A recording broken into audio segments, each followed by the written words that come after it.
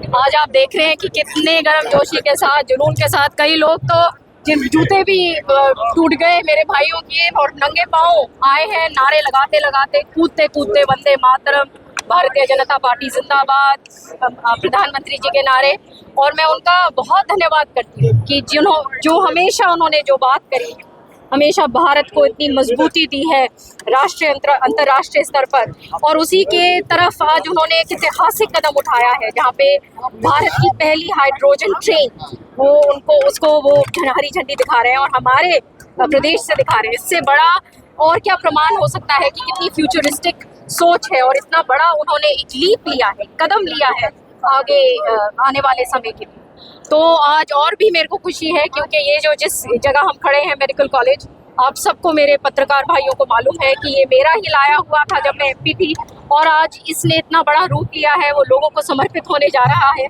तो एक बहुत ज़्यादा सेटिस्फैक्शन मुझे इस काम से है। मैं जितना धन्यवाद करूँ माननीय मुख्यमंत्री जी का, प्रधानमंत्री जी का, उतना कम। 25,000 करोड़ की सौगात आज हरियाणा क्या विकसित राष्ट्र की तरफ जाएगी? बिल्कुल, उनका हरदम यही कदम है कि ज़्यादा से ज़्यादा काम हो और जनप्रतिनिधि अपना इसका खूब लाभ ऐसे टाइम का उठाना चाहिए और खूब ज़्यादा से ज़्यादा काम अपने अपने क्षेत्रों में करवाना चाहिए, क्योंकि ये ऐसे मुख्यमंत्री हैं और ऐसे प्रधानमंत्री हैं जहाँ पे हर एक के लिए सोच है और डेवलपमेंट के लिए कोई कमी नहीं है। तो खूब बढ़ चढ़ कर अपना सेंटर और स्टेट की जितनी भी योजनाएं हैं उनका लाभ उठाना चाहिए और लोगों तक पहुंचाना चाहिए। और यही नहीं, इंफ्रास्ट्रक्चर डेवलपमेंट में अगर मैं नहरों की ही बात करूं, इरिगेशन डिपार्टमेंट की ही बात करूं, तो उसी में इतना ज़्यादा काम हो रहा है। आप लोगों से मेरी विस्तार से कल बात हुई थी कि किस तरीके से एक बहुत बड़ा प्रोजेक्ट पहली बार हरियाणा में बहुत मुद्दतों के बाद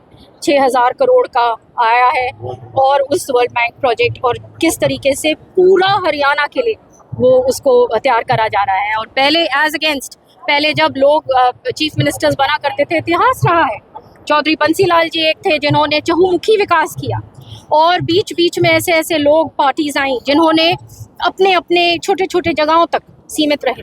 और आप उसका बिल्कुल विपरीत काम है आज सारा, सबका विकास, सबका साथ, कोने तक, चाहे वो सिरसा हो, चाहे वो फतेहाबाद हमारा जो हेड हो, चाहे हम टेल पे आज हम हैं, हर एक का जिस जरूरत अनुसार उस तरीके से काम हो जाता है। पेट्रोल और डीजल की कैसे किल्लत हो रही है, और साथ के साथ पर्यावरण के ऊपर भी अगर हमने ध्यान दें तो ये बहुत ज़रूरी है कि हम इन पुरानी वाली जो चीज़ें थी उनसे हम उठकर आगे जाएं। और माननीय प्रधानमंत्री जी का जो सपना है विकसित भारत, और जो है 2044 तक का, कि उसको आगे बढ़ाया जाए, तो उसमें ये कड़ी है जो ये 20 साल पहले शुरुआत होनी चाहिए थी। अब हमारे माननीय प्रधानमंत्री जी के कर कमलों द्वारा, उनकी दूर की सोच के कारण ये हमारे देश आगे बढ़े, और आगे देश इस तरह से बढ़े कि सबका विकास और सबका साथ हो। वो जो है ये कार्यक्रम हो रहा है आज। आपके मेडिकल कॉलेज बना, किस प्रकार से भिवानी की जनता को फायदा? ये भी हमारे लिए, भिवानी के लोगों के लिए बहुत बड़ी सौगात है। श्रुति चौधरी 13-14 के अंदर जो मेडिकल कॉलेज लेकर आई थी अपने एमपी के कार्यकाल के दौरान, केंद्र का इसमें पैसा है 90%, वो आज जो है बनकर तैयार हो गया है, और वो जो है जनता को समर्पित हमारे माननीय प्रधानमंत्री जी करने जा रहे हैं।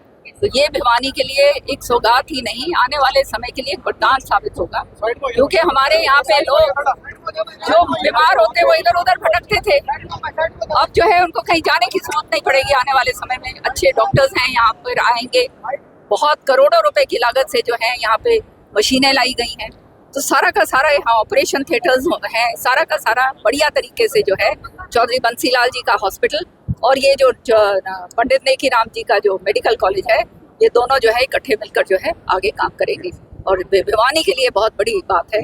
और जहाँ तक विपक्ष की बात है, उनको भी खुश होना चाहिए, जो अच्छे काम होते हैं उसके लिए तो सराहना करनी चाहिए, लेकिन ये विपक्ष की जो है मानसिकता दिखाती है कि जो अच्छा काम भी है उसको भी ये सराहनीय। ये संदेश है कि एनर्जी को जो है उसको कंट्रोल करो, उसको जो है ग्रीन एनर्जी ही आगे चलेगी, देश को आगे बढ़ाना है।